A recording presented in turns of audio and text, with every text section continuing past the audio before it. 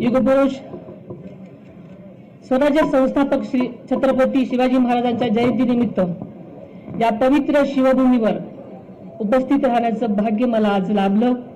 हा क्षण माझ्यासाठी अत्यंत महत्त्वाचा आणि अभिमानाचा आहे आणि तितकाच भावनिक सुद्धा।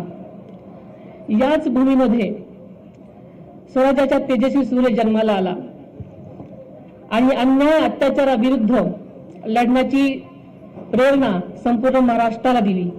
या पवित्र भूमीला वंदन करून छत्रपती शिवाजी महाराजांच्या चरणी मी नतमस्तक होते। आपल्याला माहिती आहे की शिवजयंती हा केवळ उत्सव नाही तर स्वराज्य, स्वाभिमान आणि सुशासनाचा संकल्प दृढ करण्याचा दिवस आहे।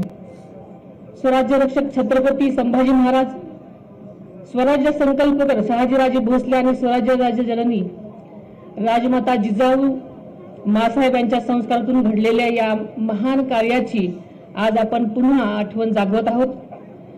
सह्याद्रीच्या कड्याकोपऱ्यातून झुंज देत स्वराज्यासाठी प्राणपणाने लढलेल्या समस्त मावळ्यांना सुद्धा मी या दिवशी वंदन करते।